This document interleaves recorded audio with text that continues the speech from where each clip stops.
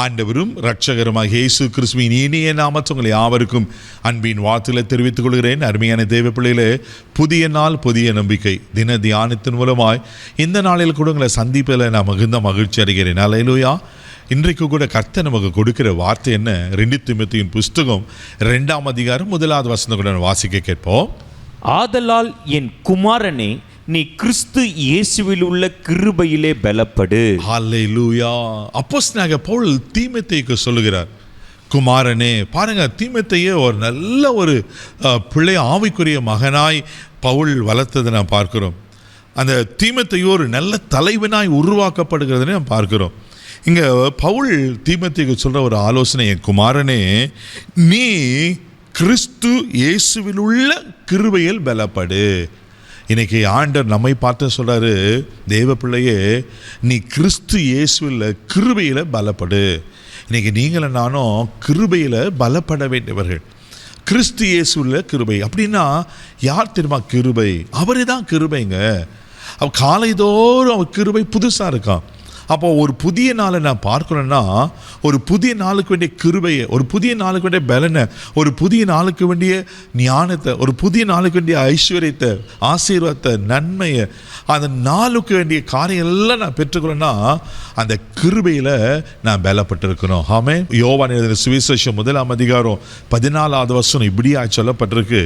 வாசிக்க கேட்போம். அந்த வார்த்தை மாம்சமாகி கிருபையினாலும் சத்தியத்தினாலும் நிறைந்தவராய் நமக்குள்ளே வாசம் பண்ணினார். அவருடைய மகிமையை கண்டோம். அது பிதாவுக்கு ஒரே பேரானுடைய மகிமைக்கு ஏற்ற மகிமையாகவே இருந்தது. பாருங்களேன், கிருபையில், கிறிஸ்து இயேசுவில கிருபையில் பலப்படு. அப்போ கிருபை யாரு? ஆண்டவர் தானே.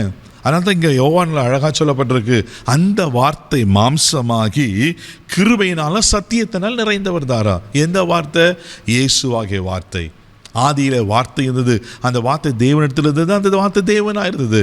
தேவ பிள்ளைகளை, வார்த்தையாகிய இயேசு அவர் கிருபை நிறைந்தவராய் காணப்படுகிறார். அப்போது ஒவ்வொரு நாளும் அவருக்குள்ளே நான் நிலைத்திருக்கும் போது, அவருக்குள்ளே நான் பலப்படும் போது, அவர் கிருபையினால் நான் பலப்படுகிறேன். எவ்வளோ நல்லா இருக்குது பாருங்களேன். அவர் கிருபை எனக்கு ஒன்று இருந்தால் போதும், நான் எல்லாவற்றையும் வாழ்க்கையில் சாதிச்சிட முடியும். தேவப்பிள்ளையில் ஏசாயா 54:10 வாசிக்கிறோம், மலைகள் விலகினாலும் பர்வதம் நிலை பெய்தாலும் என் கிருபை உன்னிட்டு விலகாது. ஆண்டவர் நமக்கு வாக்கு பண்ணியிருக்கிறார் அல்லவா? அவர் நம்மோடு கூட இருக்கிற கர்த்தர். அவர் கிருபை நிறைந்த ஆண்டவர். விதத்தில் அநேக வசனங்கள் சொல்லப்பட்டிருக்கு. அதனால தான் பவுலுக்கு ஒரு முள் கொடுக்கப்பட்ட போது கூட பவுலுக்கு ஆண்டவர் என்ன சொன்னார்? உன் பலவீனத்தில் என் பலம் பூர்ணமாக விளங்கும், என் கிருபை உனக்கு போதும்னு சொல்லிட்டார். இன்னைக்கு அந்த கிருபையில் நீங்கள் ஒவ்வொரு நாளும் அவருக்குள்ளே பலப்படும் போது நிச்சயமாக அவர் உங்களை ஆசீர்வதிக்க உண்மையில் இருக்கிறார். 1 நாளாகும் புஸ்தகம் 16ஆம் அதிகாரம் 34வது வசனம் கூட வாசிக்கும் போது இப்படியா சொல்லப்பட்டிருக்கு. வாசிக்க கேட்போம். கர்த்தரை துதியுங்கள், அவர் நல்லவர், அவர் கிருபை என்றும் உள்ளது. ஆமென். கர்த்தரை துதியுங்கள், அவர் நல்லவர், கிருபை என்றும் உள்ளது. தேவப்பிள்ளையில, அப்போ அவர் கிருபையை ஒவ்வொரு நாளும் பெற்றுக்கொள்ள வேண்டுமென அவரை துதித்து, அவர் நல்லவர் நல்லவர் என்று பாடுங்க, அவரை மகிமைப்படுத்துங்க.